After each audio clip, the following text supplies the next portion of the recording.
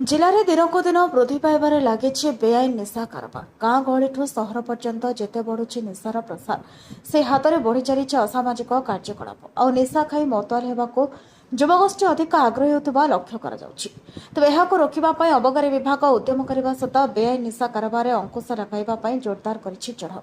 ଏହି ଧାରାରେ ମୟୂରଭଞ୍ଜ ଜିଲ୍ଲା କରଞ୍ଜିଆ ବ୍ଲକ ଅନ୍ତର୍ଗତ ତାଟ ନିକଟରେ ଏକ ହୋଟେଲରେ ମହୁଲ ଫୁଲ ବିକ୍ରି ହେଉଥିବା ସମୟରେ ଅବକାରୀ ବିଭାଗ ଚଢ଼ାଉ କରି 32 କ୍ୱିଣ୍ଟାଲ ମହୁଲ ଫୁଲ ଜବତ କରିଛି। ଅଭିଯୁକ୍ତ ଜଣକ ହେଲେ ଯଶୀପୁର ଅଞ୍ଚଳର ସନ୍ତୋଷ କୁମାର ରାମ।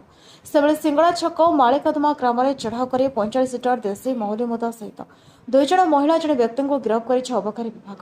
ତେବେ ହେମାମଣି ନାୟକ ବୟସ 48 ବର୍ଷ, ତାଙ୍କଠାରୁ 15 ଲିଟର, ସମ୍ବନା ସୁମାର ବୟସ 40 ବର୍ଷ, ତାଙ୍କଠାରୁ 15 ଲିଟର ଏବଂ ମାଳିକାଦୁମା ଗ୍ରାମର ଗିରଫ ମହିଳା ଶାନ୍ତିଲତା ବର୍ଦା ବୟସ 44 ବର୍ଷ, ତାଙ୍କଠାରୁ 15 ଲିଟରକୁ ନେଇ 45 ଲିଟର ଦେଶୀ ମହୁଲି ମଦ ଜବତ କରିଥିବା ବେଳେ ଚଢ଼େଇ ଫଳରେ ଏକ ରାସ୍ତା ପାର୍ଶ୍ୱ ଢାବାରେ ବିଦେଶୀ ମଦ ବିକ୍ରି କରାଯାଇଥିବା ଖବର ପାଇ ଚଢ଼ାଉ କରି କୁନ୍ଦନ ସିଂଙ୍କଠାରୁ 5 ଲିଟର ବିଦେଶୀ ମଦ ଜବତ କରାଯାଇଥିବା ଜଣାପଡ଼ିଛି।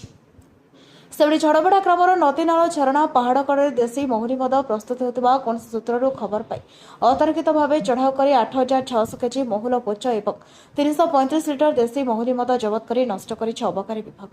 ଆଜି ଚଢ଼ାଉରେ ଅବକାରୀ ଉପ ଅଧୀକ୍ଷକ ସୌମ୍ୟରଞ୍ଜନ ବେହେରାଙ୍କ ତତ୍ତ୍ୱାବଧାନରେ କରଞ୍ଜିଆ ଓଆଇସି ରଶ୍ମିରଞ୍ଜନ ନାୟକଙ୍କ ନେତୃତ୍ୱରେ ଫୁଲମଣି ନାୟକ ଏବଂ ଅନ୍ୟ ଅବକାରୀ ବିଭାଗ କର୍ମଚାରୀ ସାମିଲ ହୋଇଥିଲେ।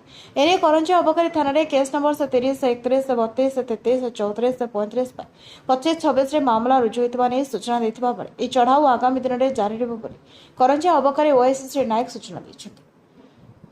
ମୟୂରଭଞ୍ଜରୁ ଘାସିରାମ ବେହେରାଙ୍କ ରିପୋର୍ଟ, ନ୍ୟାୟବତୀ ଟିଭି।